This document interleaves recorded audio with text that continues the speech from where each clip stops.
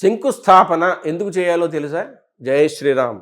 ఏదైనా ఒక నిర్మాణం చేస్తున్నామంటే ఆ కట్టడానికి ఒక ప్రయోజనం ఉంటుంది. ఒక ఇల్లు మీరు కట్టుకుంటుంటే ఆ ఇంటికి ఉండవలసిన ప్రధాన లక్షణం ఏంటంటే తామర తంపరగా ఎలా కొనసాగుతుందో అలా వంశము వృద్ధిలోకి వెళ్ళాలి. కొడుకులు లేనటువంటి బెంగ లేకుండా ఆ వంశం ఆచంద్రార్కం కొనసాగింపబడాలి అంటే ఆ ఇంటికి ప్రారంభంలో పూజ చేసి ఇల్లు కట్టాలి. పరమేశ్వరుడు నా యోగక్షేమాలని విచారణ చేసుకుంటాడు.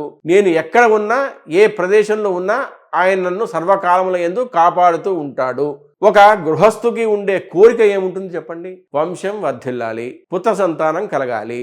ఇల్లు కట్టే ముందు ఆ ఇల్లు నాతో కాదు, నేను తండ్రినై సంతోషించాలి, నేను తాతనే సంతోషించాలి. ఈశ్వరుడు అనుగ్రహిస్తే నేను ముత్తాతని కావచ్చు.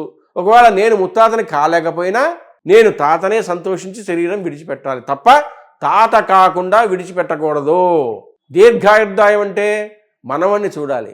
ఈ విషయాలు వ్యాస భగవానుడే స్వయంగా చెప్పాడు. ఇల్లు కడుతున్నావు, నీ వంశం ఆచంద్రార్కం నిలబడాలి. నీ కొడుకు వాడు మనవల్ని చూడాలి, నీ మనవడు వాడు మనవల్ని ముని మనవల్ని చూడాలి. అంటే ఆ ఇల్లు అంతమంది పిల్లల ఏడుపుకి, అంతమంది పిల్లల వృద్ధికి, అంతమంది పిల్లల వైభవానికి కారణం కావాలి. అందుకని ఇల్లు కట్టే ముందు పూజ చేసి ఇల్లు కట్టాలి తప్ప ఏ పూజ లేకుండా ఇల్లు ప్రారంభం చెయ్యకూడదు.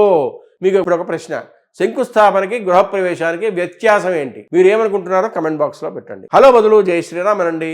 మా ఛానల్ని సబ్స్క్రైబ్ చేయడం మర్చిపోకండి. పెళ్లి సంబంధాల కోసం మా టెలిగ్రామ్ ఛానల్ మ్యాట్రిమోనీ ఇండియాలో జాయిన్ అవ్వండి.